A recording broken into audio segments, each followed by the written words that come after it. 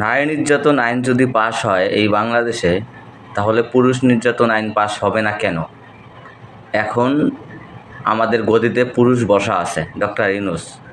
তার কাছে আমাদের একটাই আবেদন থাকবে, একটাই চাওয়া থাকবে, পুরুষ নির্যাতন আইন আমরা চাই, চালু করতে হবে। কারণ এই সমাজে কোটি কোটি পুরুষ নারীদের হাতে নির্যাতিত হচ্ছে।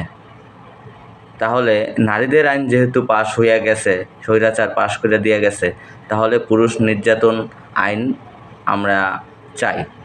সবাই আমরা মাঠে নেমে, রাস্তায় নেমে আন্দোলন করব। কি ভাই, আপনারা সবাই রাজি তো? তাহলে একটা ডেট ফালান, একটা তারিখ ফালান, যে তারিখে আমরা সবাই এক হয়ে তারপরে আন্দোলনে নামব। সবাই রাজি কি ভাই? হাত তুলুন, আমাদের মাঠে নামতে হবে।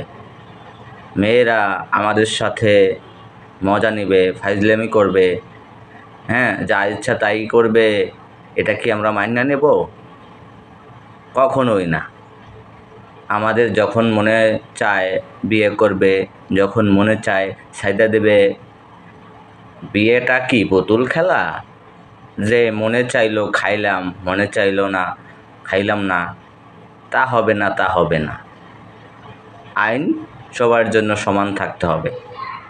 সে মেয়ে বলে তাকে মাথায় করে রাখতে হবে, আর আমরা ছেলে বলে আমাদের পায়ের নিচে রাখবে, তাদের কথা তাদের হুকুম মতো চলতে হবে। এটা আর কখনো হতে দেব না আমরা। আমরা পুরুষ নির্যাতন আইন চাই, আমাদের দাবি মানতে হবে, আমাদের পুরুষ নির্যাতন আইন চালু করে দিতে হবে।